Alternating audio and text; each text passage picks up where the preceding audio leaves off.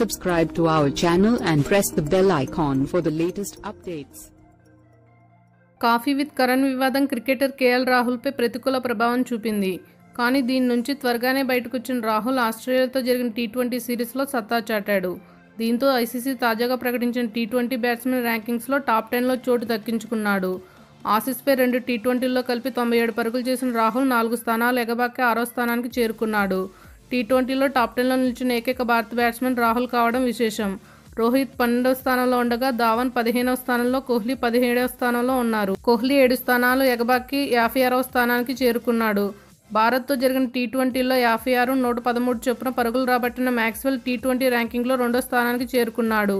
ఐర్లాండ్తో జరిగిన మ్యాచ్లో ఏకంగా 122 పరుగులతో నాటౌట్గా నిలిచిన ఆఫ్ఘాన్ బ్యాట్స్మెన్ హజ్రతుల్లా జజా ఏకంగా 31 స్థానాలు ఎగబాకి 7వ స్థానానికి చేరుకున్నాడు. ఆస్ట్రేలియా తరపున డార్సీ షాట్ 8 స్థానాలు ఎగబాకి 8వ ర్యాంక్కి చేరుకున్నాడు.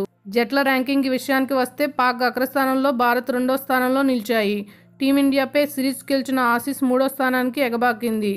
మరిన్ని అప్డేట్స్ కోసం మన ఛానల్ని సబ్స్క్రైబ్ చేయండి.